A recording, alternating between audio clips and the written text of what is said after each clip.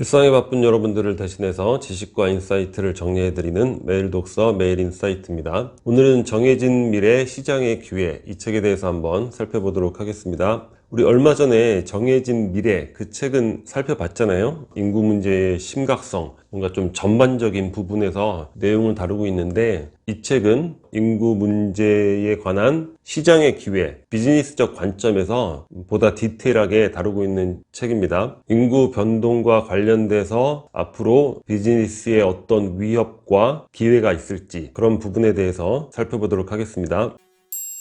일단 이 그림을 살펴볼 텐데, 사업을 한다거나 여러 생활을 영위해 나가는 데 있어서 필수적인 그런 참고사항이 아닐까, 그런 생각이 들었습니다. 굉장히 드라마틱하죠. 1980년, 2018년, 그러니까 가운데 그림이 지금 현재를 가리킨다고 보면 되고, 밑에는 2030년이에요. 근데 2030년 예상을 출생률이 지금과 같이 유지될 걸로 예상을 해놨는데, 시간이 지날수록 출생 가능한 연령 자체가 줄어들죠. 그러면 앞으로 예상하는 2030년이 이런 형태의 그림이 아니라 더욱더 줄어드는 그림이 되겠죠. 만약 이런 출산율이 반복이 된다면 2100년도에는 우리 인구가 한 1700만 명 정도, 그 정도 수준으로 줄어들 걸로 예상이 되고 있다고 합니다. 이 책에는 다른 나라의 이런 그래프도 같이 비교를 해놓고 있는데, 우리나라 같은 경우가 없어요. 이러한 인구 변화는 아마 인류 역사상 지금 한국이 거의 최초로 경험하게 되는 것이 아닌가, 이런 생각이 듭니다. 일단 사회적 현상에 대해서 살펴보면 이 그림만으로도 굉장히 많은 것들이 설명이 가능하다는 거예요. 저자가 그에 대해서 이야기를 하고 있는데, 예를 들면 80년대 90년대 우리 올림픽 나가서 금메달 굉장히 많이 땄죠. 물론 88 올림픽 때는 개최국의 이점도 있었지만, 그런 걸 떠나서 선수가 될 만한 인구가 그만큼 많았다는 거예요. 그러니까 뭐 운동신경이 뛰어난 그런 사람도 또 많이 태어나고 많이 운동을 하니까 또 경쟁하게 되고 좋은 결과가 나오게 된다는 거죠. 근데 2000년 이후에는 어떻습니까? 메달 획득이 줄어들고 있죠. 뭐 다른 데서 원인 찾을 게 없이 이거 보면 된다는 거죠. 그리고 90년대의 뭐 가요 소비 같은 경우, 제가 기억나는 게 80년대 학창 시절에는 라디오에 가요 프로그램이 4시에 하는 가요 산책인가 뭐 그런 거밖에 없었던 것 같아요. 거의 모든 프로그램이 팝송 프로그램이었는데, 90년대 어떻습니까? 음악을 소비할 인구가 증가를 하니까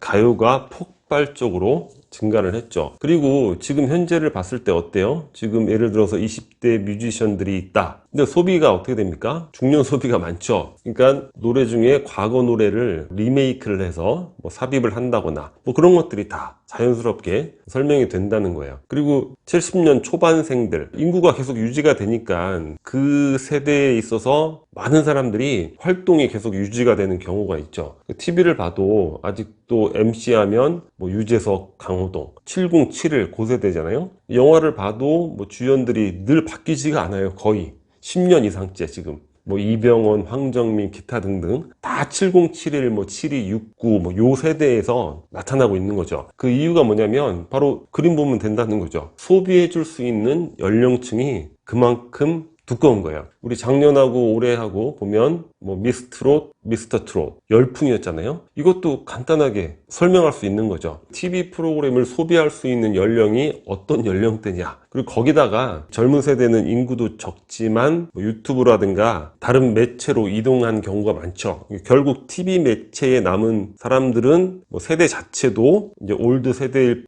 뿐더러 젊은 세대들의 탈출로 그 비중은 굉장히 막강해진 거죠. 그러니까 트로트 열풍 뭐 이런 현상도 이러한 인구 변동의 그림으로서 설명할 수 있다. 그 비즈니스적 관점에서도 마찬가지죠. 지금 인력 적체 현상이 사회 전 분야에 심각하잖아요. 그로 인해 이제 청년 실업 문제가 생기는데, 지금 어떻습니까? 50대, 40대 요 인구들이 굉장히 많죠. 그러니까 인력 적체 현상이 생길 수밖에 없다는 거예요. 위에 80년대 보세요. 막 0세, 10세, 20세 인구가 엄청나게 많죠. 저 때 제 기억이, 저희 이모들이 거의 피아노 선생님이었는데 뭐 마케팅, 광고 홍보 이런 거 필요 없어요. 그냥 간판만 걸면 원생들이 막 물밀듯이 밀려오던 시절이 바로 80년대였습니다. 뭐 지금은 어때요? 뭐 당연히 다들 은퇴를 하실 수밖에 없었고, 그 다음 세대는 어떻습니까? 피아노 교육을 열심히 받았는데 그때는 간판만 걸면 원생이 밀려왔지만 지금은 최고 수준의 교육을 받았는데도 레슨 하나 잡기가 어려운 거예요. 왜 그래요? 밑에 인구가 줄어들었기 때문에 그렇죠. 요 그림만 자세히 들여다봐도 어떠한 사업을 뭐 하지 말아야겠다, 뭐 이런 생각들은 쉽게 가질 수 있는 거죠.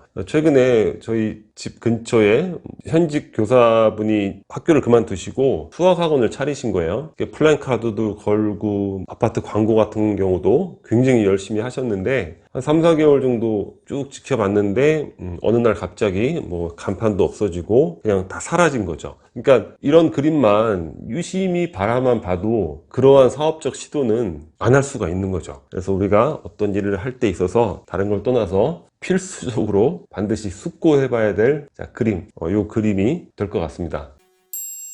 그런데 아까 그 그림만으로 이제 모든 것이 해결되느냐? 그건 아니죠. 물론 인구가 줄어드는 건 확실한 거지만 줄어든다 하더라도 그 안에서 또 새로운 기회를 발견할 수 있는 건데, 첫 번째 특징은 뭐냐면 같은 세대인데 다른 소비자가 존재한다는 거예요. 그러니까 지금 여기 보면 96년, 2006년, 2016년 가계 동향 조사인데, 같은 세대 40대라고 생각을 해봐요. 96년대에 40대 어떻습니까? 1번이 식료품, 비주류 음료. 그러니까 집에서 밥을 해먹는 거예요. 해먹는 문화였기 때문에 그게 1등이 됐는데 2006년부터는 어떻게 되죠? 2위도 아니고 3위로 밀려납니다. 그러니까 집에서 밥을 해먹는 경우가 그만큼 많이 줄어들었다는 거고, 2위가 음식 숙박입니다. 이거는 뭐 여행도 포함이 되지만 가장 직접적인 거는 이제 외식비, 그 비중이 높다는 거예요. 그러니까 집에서 밥을 해먹지 않고 나가서 사 먹는 뭐 맞벌이라든가 이런 영향으로 인해서, 그래서 같은 40대인데도 결국 다른 소비자들이 출현한다. 60세 이상 같은 경우에는 주목해 볼 만한 게 2006년부터 주거 및 수도 광열비가 2위로 올라섰어요. 그만큼 따뜻하게 집을 지낸다, 뭐 좋은 집에 산다 이런 게 아니라 전체 수입이 줄어들기 때문에 그 수입 내에서 비중 자체가 올라간 것이다. 일종의 이제 슬픈 현실이 되는 거죠. 50대가 좀 주목해 볼 만한데 2006년까지만 해도 식료품비가 1위였어요. 집에서 음식을 해 먹는 거죠. 근데 2016년부터는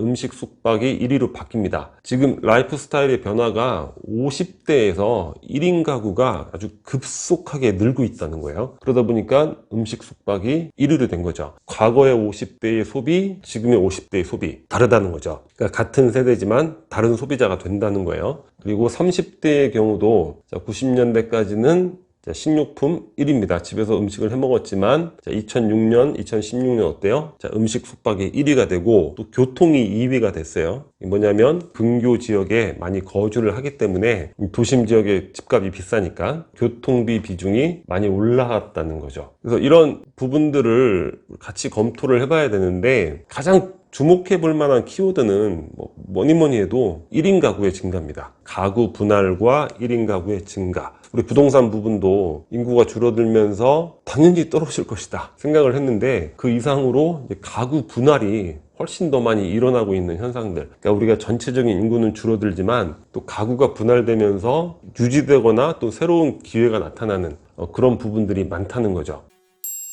이렇게 인구 피라미드 변동 그림과 가계 동향 조사의 변화, 이 부분에 대해서 살펴봤는데, 일단 중요한 건 1번은 무조건 전체 인구수 변화를 봐야 되는 거예요. 물론 출산율은 변할 수 있지만 그거야 지금 0세 1세니까. 근데 지금 태어난 거는 고정이잖아요. 이 부분에 있어서는 정해진 미래가 될 수밖에 없죠. 그러니까 인구수 변화가 어떻게 되는가. 두 번째는 아까 뭐라고 했죠? 같은 세대 다른 소비자. 그러니까 뭐 1인 가구가 얼마나 늘어나느냐, 그리고 소득 수준이 어떻게 변화하고 라이프 스타일이 또 어떻게 바뀌는가, 이런 부분을 두 번째로 우리가 주목을 해봐야 되고, 세 번째는 자기가 선택하고자 하는 그런 분야, 그러니까 산업별, 직군별, 그 맥락에 따라서 별도로 우리가 또 고려를 해봐야 되는 거죠. 이 책에서 뭐 여러 산업 분야에 대해서 인구 변화에 따른 위협과 기회 이렇게 분석을 해놨는데, 사실 그 부분은 그렇게 와닿진 않아요. 왜냐하면 제가 그 분야에 관심이 없을 수도 있지만 사실 이 저자가 인구학자잖아요.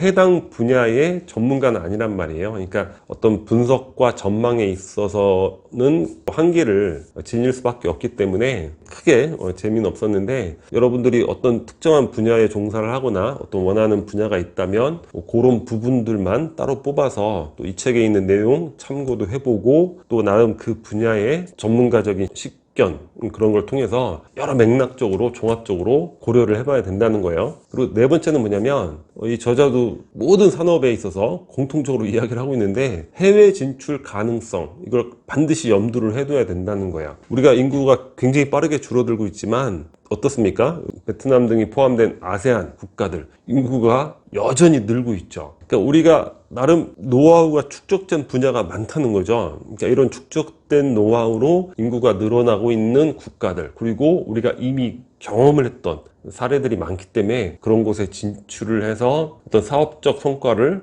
얻을 수 있을지, 그 부분도 반드시 같이 검토를 해봐야 된다. 이렇게 한번 정리를 해보면 될 것 같습니다.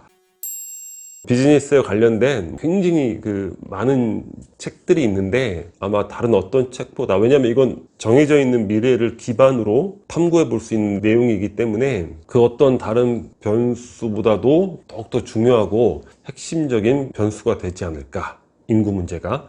그렇게 생각을 합니다. 그래서 꼭 한번 참고해 보시길 조언드립니다. 자, 오늘 영상은 여기서 마치도록 하겠습니다. 캐리커처가 구독 버튼이고요. 구독과 좋아요 많이 부탁드리겠습니다. 감사합니다.